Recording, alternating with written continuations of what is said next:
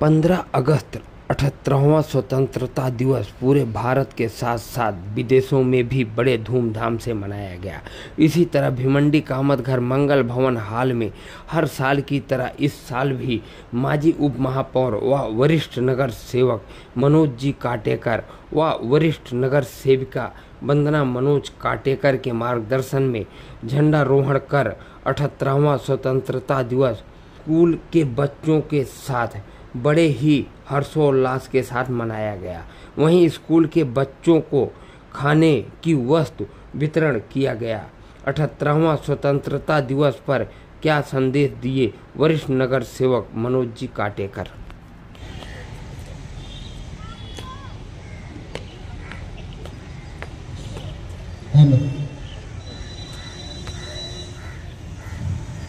आजचं ध्वजारोहण जे आहे कामत घर ज्येष्ठ नागरिक संघाचे अध्यक्ष माननीय पी.एन. पाटील सर आणि माजी मुख्याध्यापक पद्मश्री विद्यालय यांच्या हस्ते आजच्या या होणार आहे।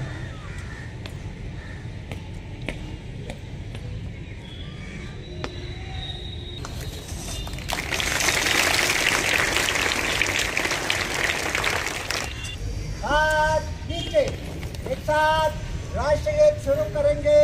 शुरू कर।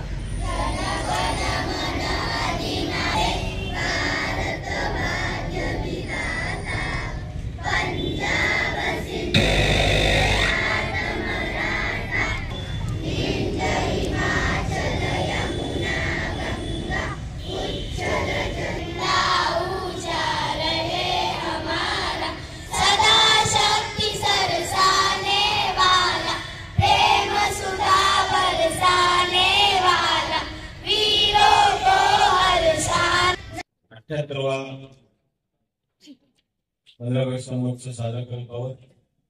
या शाळा क्रमांक 42 आणि 33च्या वतीने आपल्या वरळी मित्र मंच ग्राउंडवर आज जे आपल्याला प्रमुख पाहुणे लाभले होते हे माजी मुख्याध्यापक पद्मश्री अण्णासाहेब जाधव पी.एन. पाटील सर यांच्या शुभ हस्ते ध्वजवंदन केलेलं आहे। या ठिकाणी प्रमुख पाहुणे लाभलेले आहेत ते माननीय जगदीश कुमार खाटारे सर हे आपल्या स्वामी विवेकानंद लायब्ररी ज्येष्ठ नागरिक संस्थेचे संस्थापक अध्यक्ष तसेच कविवर्य लेखक श्री शांताराम वांद्रे सर हे दुसऱ्या ठिकाणी कार्यक्रम निघून गेले। सर्व ज्येष्ठ नागरिक संघाचे सदस्य माझे सहकारी शाळेचे मुख्याध्यापक योग पतंजली योग संस्थेचे सर्व सदस्य आणि या ठिकाणी उपस्थित असलेले मोठ्या प्रमाणात पालकवर्ग विद्यार्थी मित्र संपूर्ण देशामध्ये 9 ऑगस्ट ते 15 ऑगस्ट हर घर तिरंगा देशाच्या प्रति प्रेम निर्माण करण्यासाठी शासनाच्या वतीने घोषणा करण्यात आली होती आणि देशावर प्रेम करणारे तिरंग्यावर प्रेम करणाऱ्यांनी आपल्या आहुती दिलेली आहे बलिदान दिलेलं आहे त्यांचं स्मरण आज आपण या ठिकाणी केलं पाहिजे त्यांना वंदन केलं पाहिजे। ज्येष्ठ मार्गदर्शक पी.एन. पाटील सरांनी सांगितलं असंच आपल्या इथे आमच्या कालवकर मॅडम या 25 वर्ष रिटायरून झालेले आहेत त्यांची सुंदर कविता आपण सगळ्यांनी ऐकलेली आहे जे अजून किती चांगल्या प्रकारे निवृत्त होऊन पण ते आपल्यामध्ये आहेत व्यवस्थित।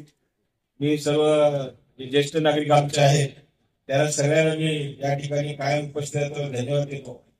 तसेच या ठिकाणी शाळेच्या वतीने सन्मान करण्यात आले। या विभागाचा नगरसेवक असल्या कारणाने हे सर्व सुख सोयी संपन्न करण्याचं माझं काम आहे आणि शाळा म्हटली की ज्या शाळेचा विद्यार्थी आहे त्या शाळेत मला काम करण्याची संधी मिळते त्या शाळेला चांगल्या प्रकारे घडवण्याची मला संधी मिळते।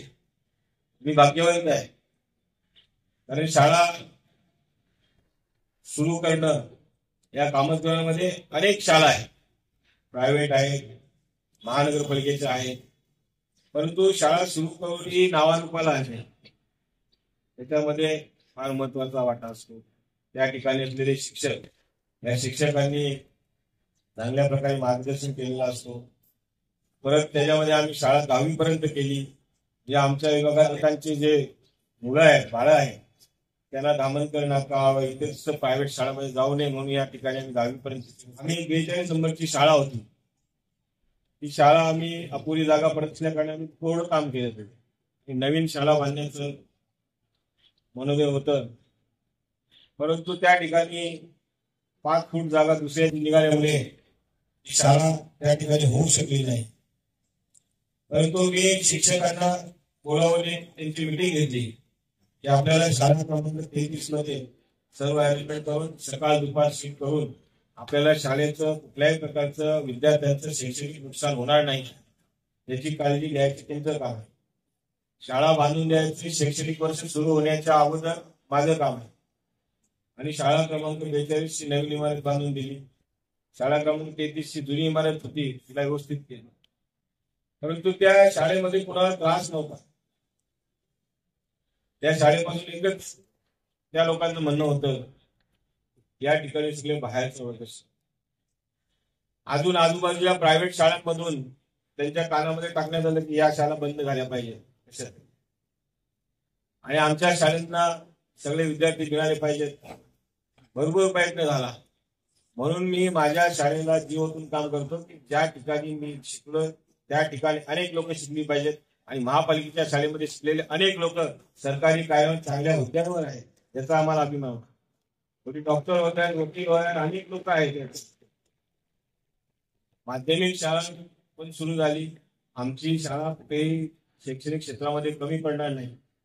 या ठिकाणी ज्येष्ठ नागरिकांमध्ये अनेक तज्ञ शिक्षक निवृत्त झालेले आहेत. त्यांना मी विनंती करेन की जानेवारीमध्ये परीक्षांच्या अगोदर आमच्या विद्यार्थ्यांना मार्गदर्शन शाळेमध्ये करा आणि त्यांची बौद्धिक चाचणी क्षमता वाढवण्याच्या दृष्टिकोनातून आपलं मार्गदर्शन त्या ठिकाणी मिळावं अशी मी आजच्या दिनी त्यांना विनंती करतो. तसेच 78व्या स्वातंत्र्य दिनाच्या निमित्ताने सर्व उपस्थित बंधू भगिनींना शुभेच्छा देतो. जय हिंद, जय महाराष्ट्र.